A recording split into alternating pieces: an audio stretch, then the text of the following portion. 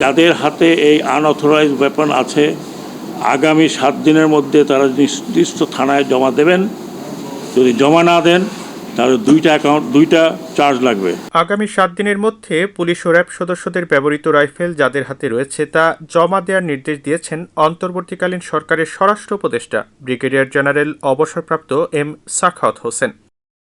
সোমবার ঢাকার সম্মিলিত সামরিক হাসপাতালে আহত আনসার সদস্যদের খোঁজখবর নেয়ার পরে সাংবাদিকদের এসব কথা বলেন তিনি। এম সাখাওয়াত হোসেন বলেন, সিভিল ড্রেসে কারা আনসার এলাকায় গিয়ে তাদের উপর ফায়ার করল এটা খুবই মারাত্মক ও উদ্বেগজনক।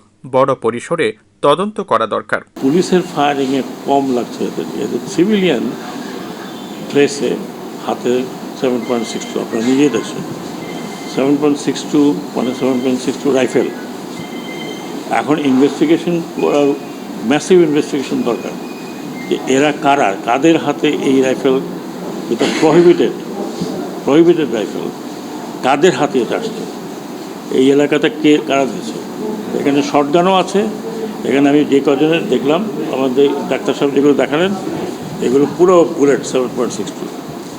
তো এইটা খুবই আমি বলবো যে উদ্বেগজনক। এ সময় স্বরাষ্ট্র উপদেষ্টা বলেন, যেসব সিভিলিয়ানের হাতে নিষিদ্ধ অস্ত্র গেছে তারা আগামী 7 দিনের মধ্যে থানায় জমা দেবেন।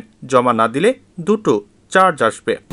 যাদের হাতে এই আনঅথরাইজড ওয়েপন আছে আগামী 7 দিনের মধ্যে তারা নির্দিষ্ট থানায় জমা দেবেন। যদি জমা না দেন তাহলে দুইটা চার্জ লাগবে। একটা হচ্ছে অবৈধ ওয়েপন আর একটা হচ্ছে সরকারি নিষিদ্ধ ওয়েপন আপনাদের হাতে। সেটার জন্য আন্তর্জাতিক আদালতও যাওয়া যেতে পারে যে একটু কোথা থেকে পেয়েছেন। This is known as prohibited board, নিষিদ্ধ বোর্ড 7.62। দেশে রাজনৈতিক দলগুলোর নেতাদের উদ্দেশ্য করে স্বরাষ্ট্র উপদেষ্টা আরও বলেন, এমন কিছু করবেন না যাতে আপনাদের জীবন বিপন্ন হয়।